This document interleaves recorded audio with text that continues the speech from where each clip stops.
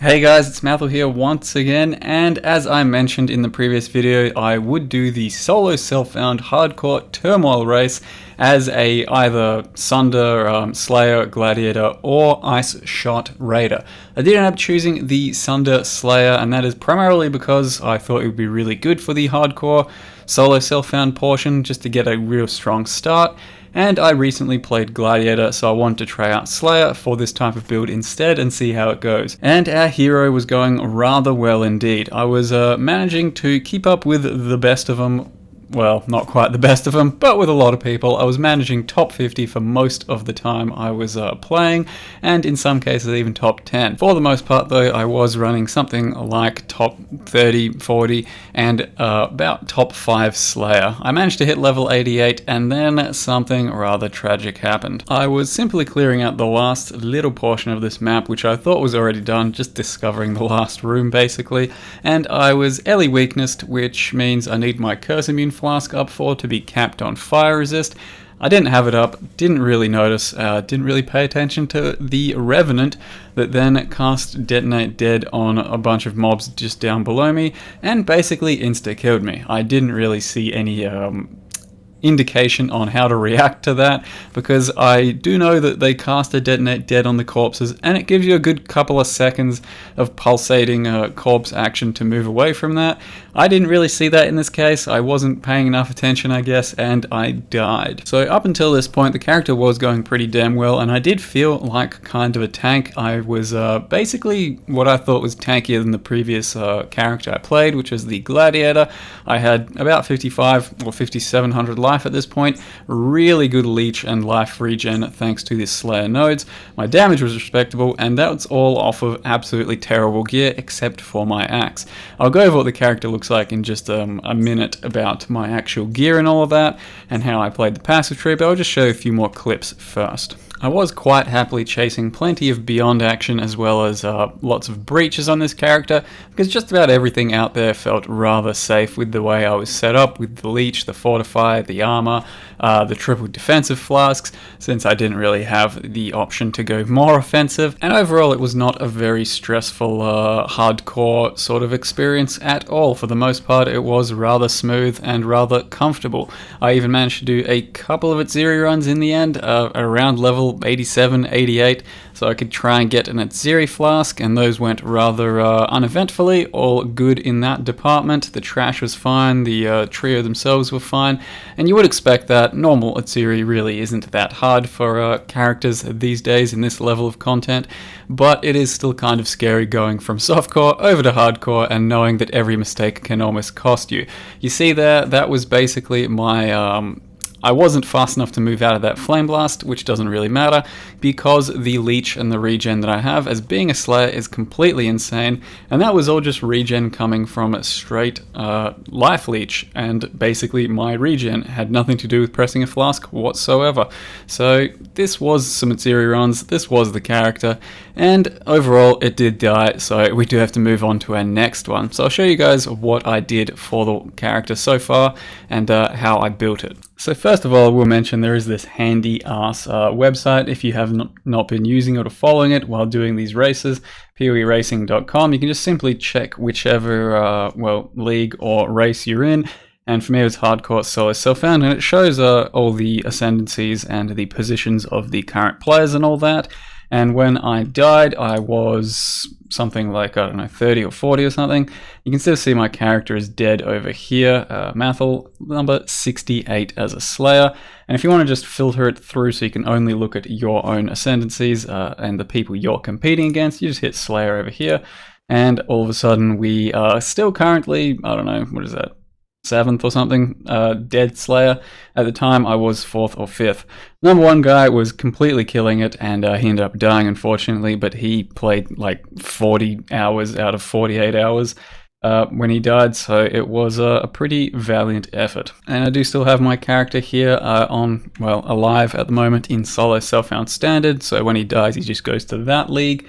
Level 88, died as a Slayer.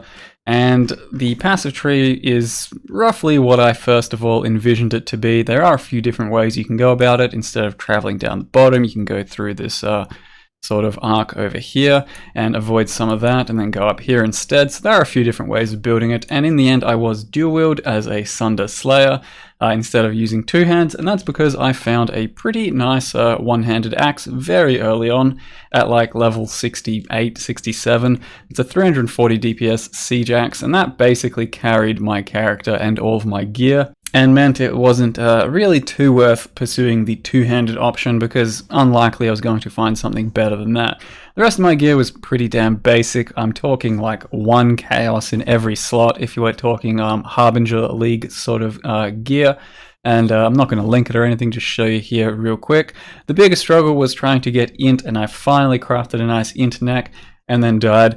But yeah, trying to get int so you can still use things like Conk Effect, and then ultimately if you need Blasphemy and Vulnerability. That was a bit of a struggle, so a lot of my skills were low level for a lot of the time.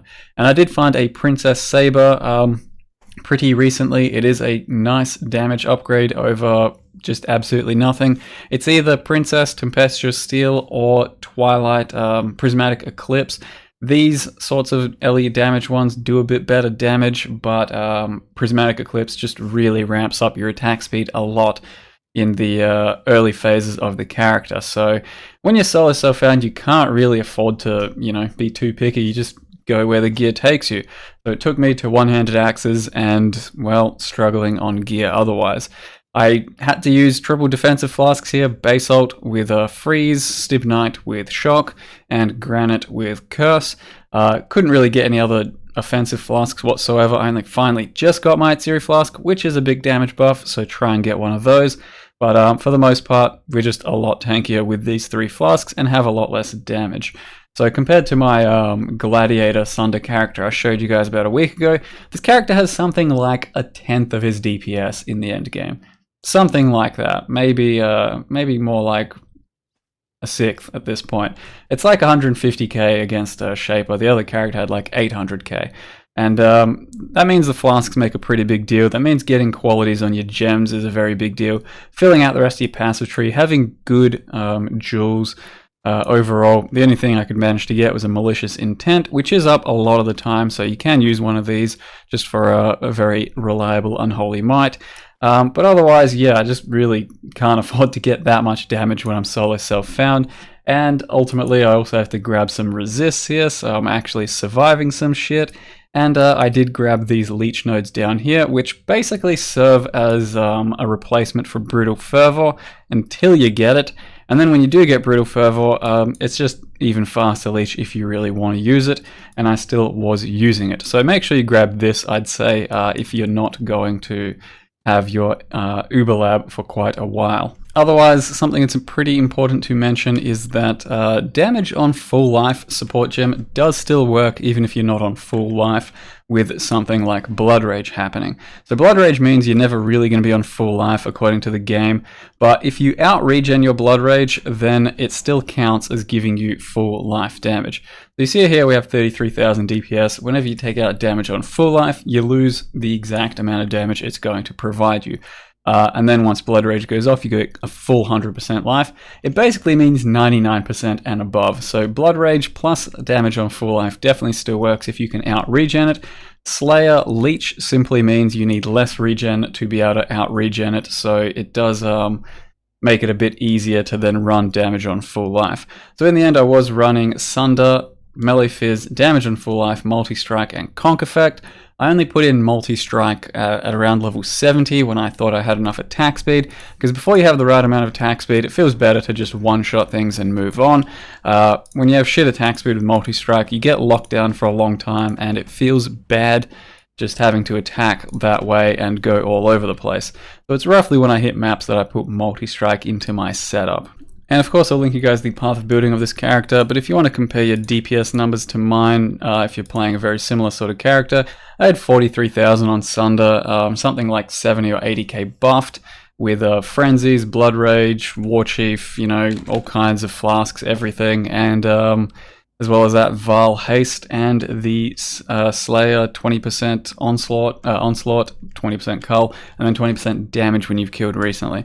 So it was pretty big on the tooltip for what it was, but overall it felt like it was a bit less damage than Gladiator for the most part, and as well as that, Gladiator just felt a little nicer for the bleed explosions, for the actual clear of mapping and all of that.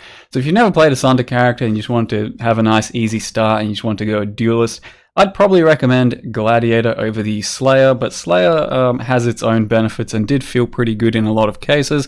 The cull was amazing. The damage is still similar, it's just without hemophilia gloves, I can't really get the bleed explosions going. And the leech is actually really damn nice to have the sustain and level of tankiness, because Gladiator just blocks a lot of the time, whereas Slayer still takes damage, but then he regens and leeches up extremely efficiently, especially if you run Soul of Aracali, Capture Herald of Thunder. This 50% increased recovery applies to your leech effects, so whenever you have Blood Rage up and you use your cast when damage taken in Mortal Coil, it will stop you taking damage from Blood Rage and trigger the Soul of Aracali. So make sure you get that set up if you're going to be running the endgame Pantheon.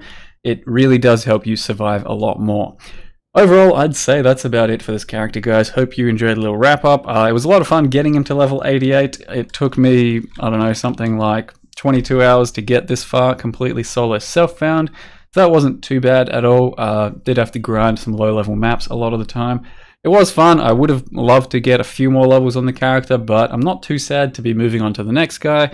I'm going to be trying to make the Raider Ice Shot and see if we can compete on the Raider ladder. So that's it for this video, guys. Hope you enjoyed the wrap-up. Thank you very much for watching, and see you next time.